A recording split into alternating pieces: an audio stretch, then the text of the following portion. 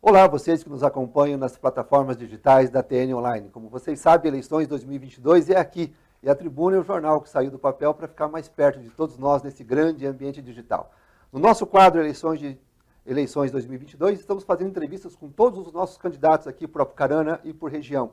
E hoje, aqui em nossos estúdios, o deputado estadual Arilson Chiorato, presidente estadual do Diretório Estadual do PT, né?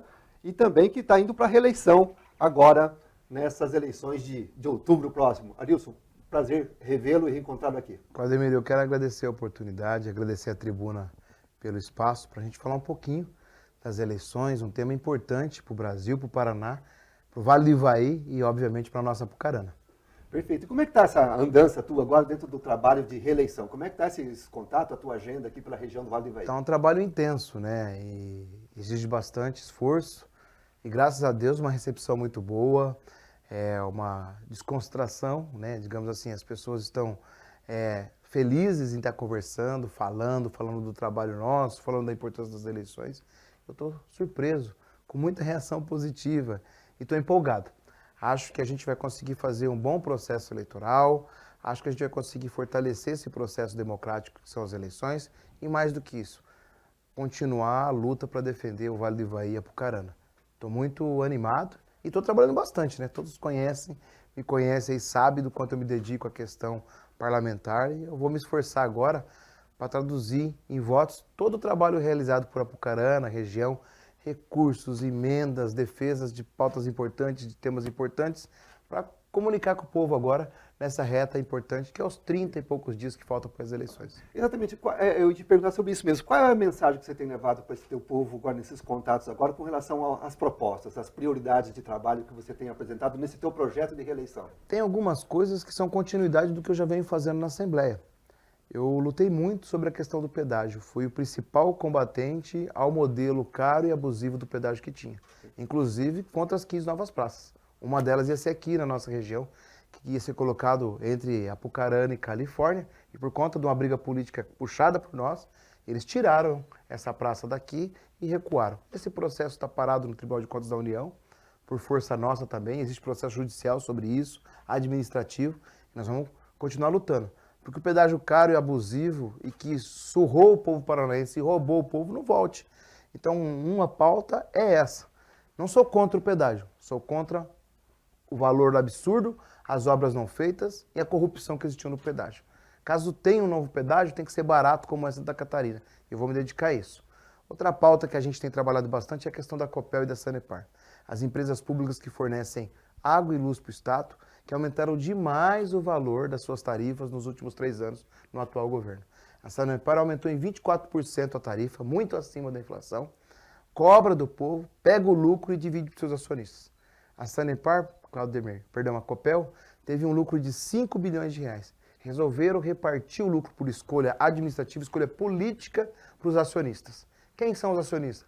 Banco de Washington, General Motors, Ford, IBM, Fundo de Previdência dos Bombeiros de Los Angeles, Fundo dos Professores de Califórnia, ou seja, estão ganhando dinheiro, cobrando uma tarifa cara e abusiva aqui no Paraná. Nós não podemos permitir isso, tem que continuar essa luta.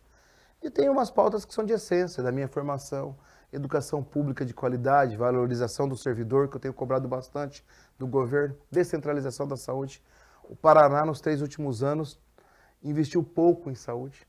No primeiro ano de 2019, investiu apenas 12,2% do orçamento, com uma arrecadação de 52 bilhões. No ano da pandemia, 2020, investiu apenas 12,4%.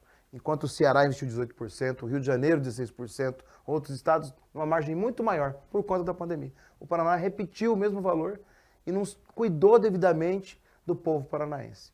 Em 2020, 2021, saída da crise, da pandemia, o Paraná repetiu os 12% de investimento na saúde. Ou seja, meta fiscal, não cuidou do povo, não colocou o povo no orçamento, enquanto outros estados fizeram isso maior. Por isso que no Paraná tem uma média de morte de Covid maior que os outros estados.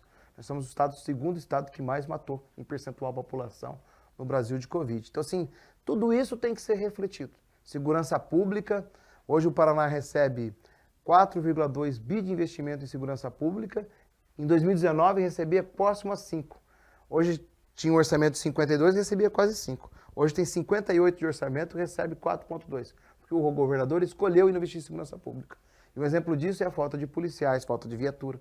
O que aconteceu em Guarapuava, onde o crime organizado tomou a cidade de assalto, trancou os quartéis, botou fogo, colocou caminhão lá e fez a população de escudo humano, tinha 3 viaturas com 3 policiais para cuidar de 180 mil habitantes. Essa é a segurança pública. Ao contrário da propaganda do governo, tem tudo isso. Eu quero continuar lutando pelo Paraná, fiscalizando. Eu sou um deputado que, além de fazer críticas do processo, eu aponto soluções. Remanejar o orçamento para a segurança, descentralizar a saúde, fortalecer o processo de educação com qualidade da forma pública e não terceirizada, como está sendo feito, né? E principalmente, que é o principal desafio nosso, não permitir que o Paraná faça essa farra fiscal, essa renúncia fiscal tão grande que está sendo feita, que a gente distribua esse dinheiro para as pequenas e microempresas. Você, inclusive, é o líder da oposição hoje na Assembleia Legislativa, mas há uma dificuldade muito grande de conseguir votação em razão da maioria absoluta que existe na situação, né? Como que é essa questão? Como é que vem sendo administrada essa questão, já que tem temas importantes sendo discutidos na Assembleia? A gente aumentou muito o tamanho da oposição de uns tempos para cá. Eu assumi a oposição esse ano e uma oposição construtiva. Veja bem, a gente barrou esse tempo atrás que o Paraná importasse lixo. Começou com os votos da oposição, né? A gente propôs emendas, né? 2 delas acatadas, a lei passou e depois o governador vetou. E vetou aquilo que a oposição pedia para que fosse vetado. Então, vamos ser uma oposição consciente, é uma oposição que constrói o Paraná. Os projetos importantes do governo eu voto a favor. Os projetos bons do governo eu voto a favor. Agora, os projetos ruins, como esses que fazem com que o Estado despende recurso só para o setor privado grande e para mega empresas e não para as pequenas, eu sou o contrário. As empresas beneficiadas de 17 bilhões de incentivo fiscal, com sigilo sobre isso, não tem nenhuma aqui em Apucarana e nenhuma aqui no Vale do Ivaí. Estão todas concentradas na região metropolitana de Curitiba. Nós temos que parar com isso. A Ambev, aquela fábrica bonita de cerveja que fica na beira da rodovia em Ponta Grossa, recebeu mais de 400 milhões de benefício fiscal, de isenção, para gerar 400 empregos. Quantas empresas aqui de Apucarana geram mais que 400 empregos, ou próximo a 400 empregos, e não tem um centavo de incentivo? E a gente precisa tirar esse recurso e trazer para o interior. Nós precisamos industrializar o interior do estado do Paraná. E o modelo que o Ratinho escolheu para governar não faz isso. É um modelo concentrador. Nós temos que diversificar isso. Aproveitando o gancho, inclusive, o Vale do Ivaí é uma região que tem uma característica essencialmente agrícola, né? E cujo desafio, quando olha para o futuro, é justamente pensar na geração de emprego e renda, ou seja, incentivar o empreendedorismo nessa região. Qual é a tua visão para essa, pensando especificamente no Vale do Ivaí? Principalmente dizer que o Vale do Ivaí é uma região rica. Nunca foi pobre. Ela foi empobrecida pela prática política e a falta de olhar. Hoje a gente tem alguns representantes do Vale do Ivaí lá. Eu sou um deles. E eu vivo cobrando para que a gente tenha um projeto separado para a reconstrução daqui da política. Hoje o Estado tem um programa bom, chamado Paraná Competitivo, tem que continuar, que dá incentivos fiscais para atrair empresas de outros estados. Uma empresa farmacoquímica que queira vir para o Paraná, por exemplo, ela pode ter um desconto no ICMS de 10%. Só que o programa erra, porque ele permite que a empresa escolha a cidade que ela vai se instalar. Ela vai vir de São Paulo e ela pode escolher entre Apucarana ou Curitiba, entre Borrasópolis ou Curitiba, entre Califórnia ou Curitiba. O que acontece? Ela vai escolher em Curitiba. Nós temos que inverter essa lógica. Olha, você vai continuar com o benefício. Você vai para Curitiba, você vai ter 3% de desconto. Você vai para Apucarana, você vai ter 15%. Você força que a empresa olhe para o interior. Esse modelo que está, ele é concentrador. Ele gera emprego em regiões maiores e deixa regiões como essa, nossa aqui, descobertas. E a gente fica refém de alguns modelos econômicos. A Apucarana, por exemplo, é concentrada na área têxtil, na área de baterias, e a gente tem quase 50% da população ou mais empregada, né, ativa economicamente empregada nessas áreas. E se der uma crise nesse setor?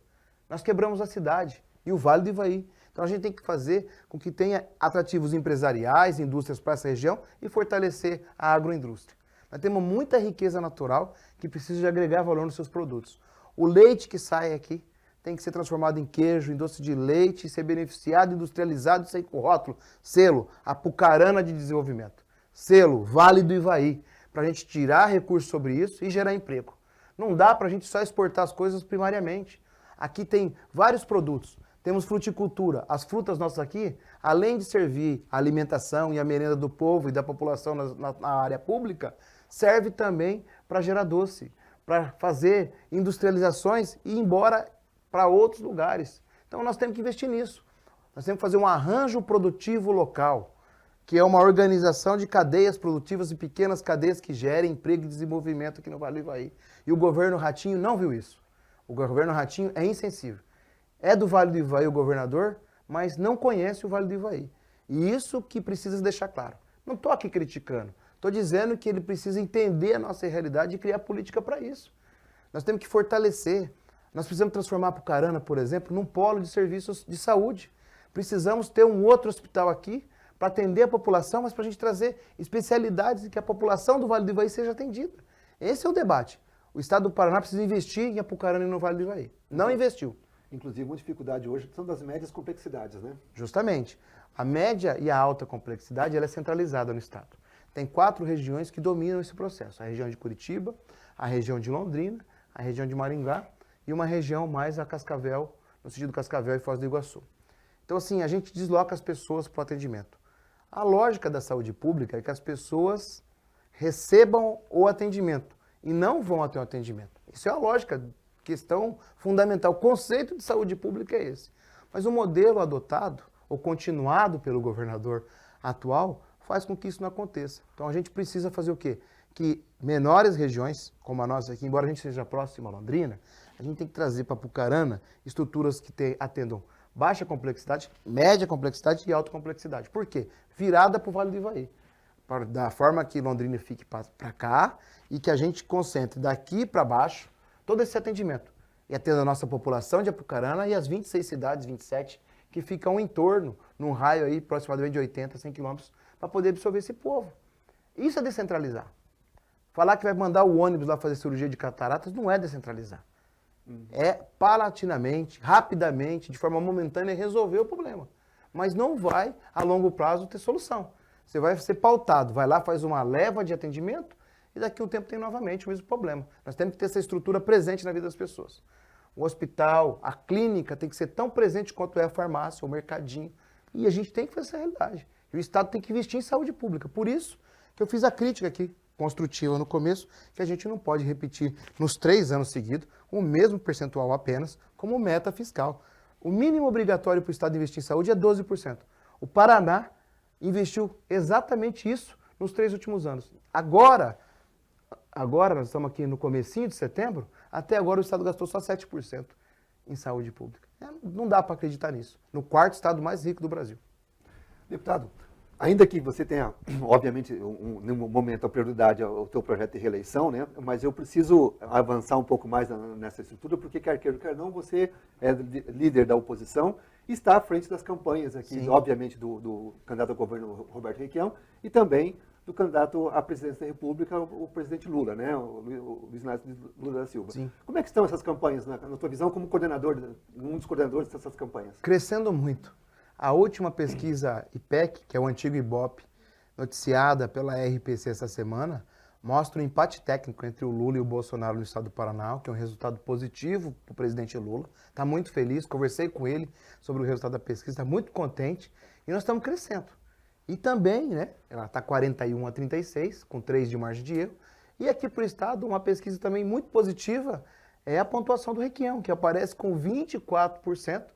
Na eleição que está começando. Hoje estreia o primeiro programa eleitoral.